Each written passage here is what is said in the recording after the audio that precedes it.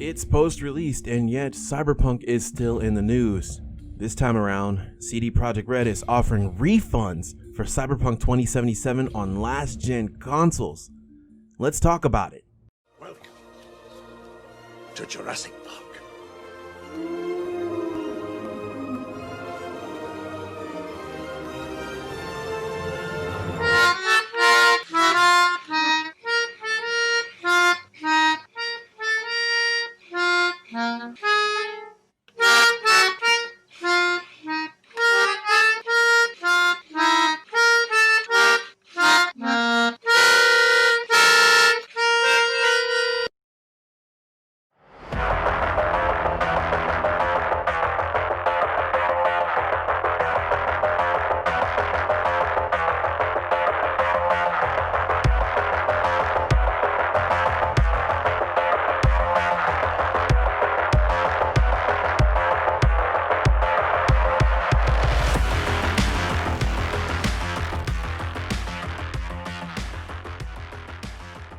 Welcome back to the Cyberpunk Mod channel. My name is Ato Terashi Nerugu, and I'm here to deliver some somewhat somber news. We have received the yellow screen of death once again from CD Projekt Red.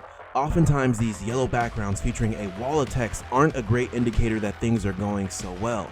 Basically, what CD Projekt Red is saying here is that regular updates are coming to fix the issues that are featured in Cyberpunk 2077. However, with the holidays so near, there might be a slight wait for those of us on console waiting for large, much-needed patches. According to CD Projekt Red themselves, these patches will not make the game look as if they're running on next-gen consoles or a high-end PC, but they should provide some much-needed improvements to optimization and bug fixes.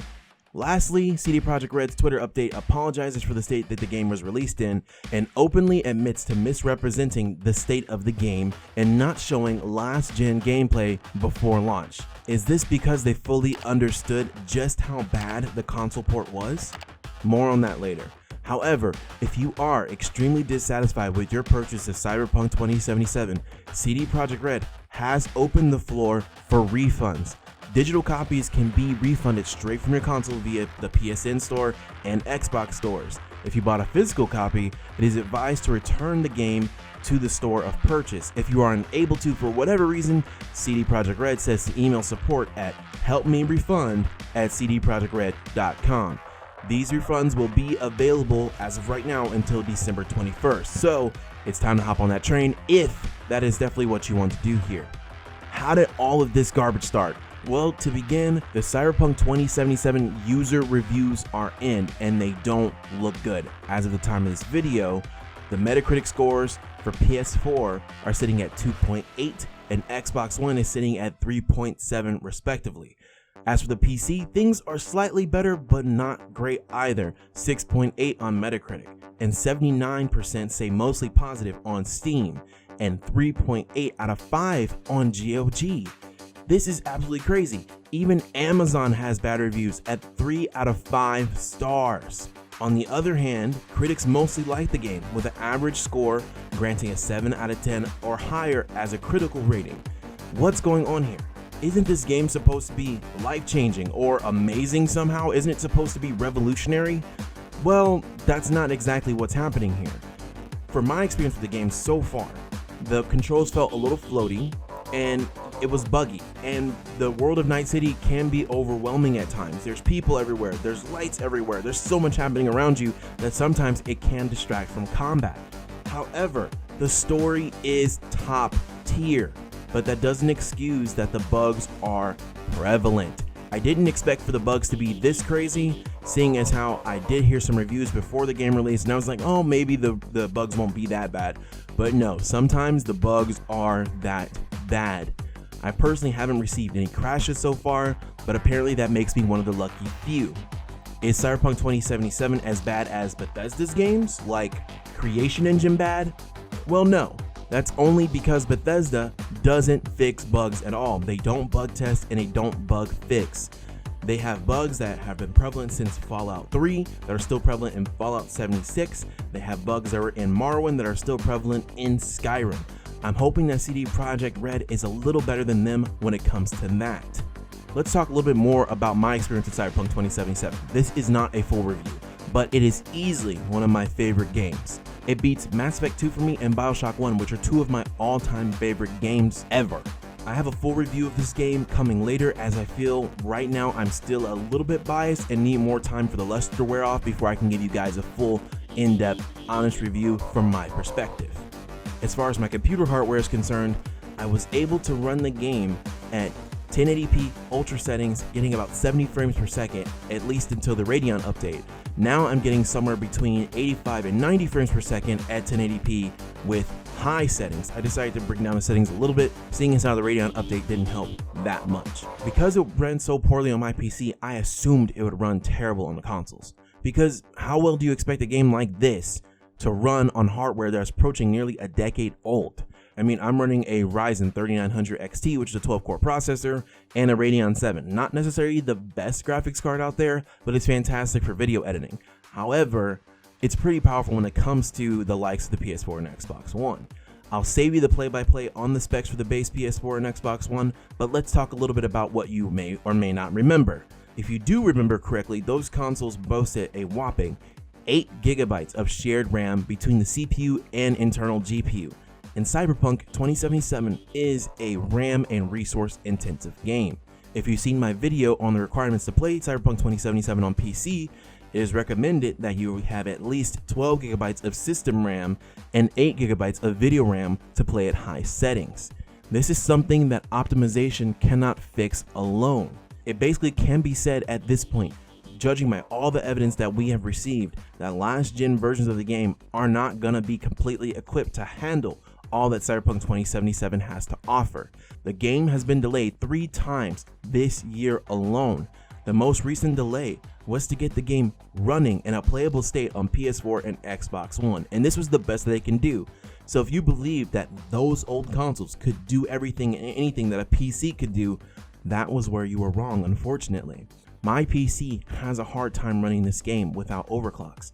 Linus from Linus Tech Tips did a video on playing Cyberpunk 2077 at 4K and 8K, and he ran a system with a RTX 3080 and 3090 and couldn't get playable frame rates on either card. That's a strong indicator that the current PS5 and Xbox Series X aren't going to be able to live up to the promise of 4K 60 on this title either.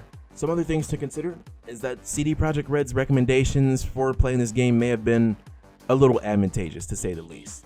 I find that this game is completely unplayable at sub 60 FPS. The bugs are absolutely prevalent on PC, and I'm sure those bugs exist on the console versions of the game, and the performance is not the best. On the bright side, it doesn't appear that they downgraded this game to appease performance expectations, which was a controversy surrounding The Witcher 3. I will do a comparison of my own before I can say this conclusively. However, it was a pretty big deal back in the day. For those who remember the initial release of Crysis back in 2007, it absolutely destroyed PCs, and it had to undergo significant optimizations to run on the Xbox 360 and PS3 at the time. CD Projekt Red is going to need much more time to get this game in shape to play on consoles. They indicated that themselves. They may have been a little shady when referring to the state of the game on consoles, and that's because those consoles, especially the base PS4 and Xbox One, were extremely underpowered even at launch. I believe they knew how bad the console port of this game was and tried a delay initially to fix it. When that didn't work, they knew that they couldn't delay the game any further and had to release. Otherwise, they would have lost the PC fan base as well. I don't defend their actions here at all. It's just something to consider when determining if you should refund the game at all. Another thing to think about is that CD Projekt Red is offering refunds. Remember how much trouble it was getting a refund out of Bethesda for Fallout 76? Remember how much hype Todd Howard built into his games? Surely, if you're still at this point hyped for Starfield or Elder Scrolls 6 or Fallout 5, then either you have the capacity to forgive CD Projekt Red for their transgressions, or you just simply love abuse. What CD Projekt Red has accomplished with Cyberpunk 2077 is simply awesome. There's great graphics if you're on a PC that can handle it, a fantastic story so far, and mechanics that I do like. It's the first game of its kind. Yes, there are those who think that Cyberpunk 2077 isn't genre defining, but it most certainly is. There isn't anything else on the market that can compare to it directly. Sure, there are similar titles, but don't say for a moment that this is just futuristic GTA 5 or futuristic Skyrim with guns. That can't be further from the truth. In fact, I have such a hard time comparing it to any other game that I'd be hard pressed to say that it doesn't completely define the genre of futuristic RPG shooters. Sure, Destiny 2 is a contender, but the story of Destiny 1 and Destiny 2 don't even come close. And that's saying a lot, seeing as how Destiny 1 and 2 have had over 10 years to make their story better. We need, as an industry, to learn how to tailor our expectations and regulate hype. That isn't CD Projekt Red's fault. It may not be easy, and it's extremely tempting to begin to hype and long and wait for a game. But the news, mainstream media didn't help in this regard either. Every single time they released a hit piece of Cyberpunk 2077 or CD Projekt Red, out came the defenders to defend Cyberpunk, and yet the hype grew. We all need to understand that with these games comes a time for patience. I mean, considering that early access games are a thing, I'm sure that there are a lot of people who do have the patience to wait for these bugs to be fixed. And overall, we need to remember, it's just a game. It will always be a game. So it may have some flaws. That doesn't mean at the end that the game is completely worthless. Maybe it just means it's not for you.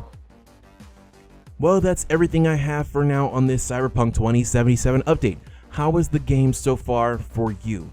Does it run well? Did you beat the game already? If you're on PC, post your specs in the comments or in my community Discord, which is linked below. Also, if you haven't yet taken the time, like this video as it helps me out more than you can ever imagine, and subscribe because this is only the beginning of all the Cyberpunk 2077 content to come. Once again, my name is Ato Terashi Neriku, and I appreciate you guys so very much. Have a great day.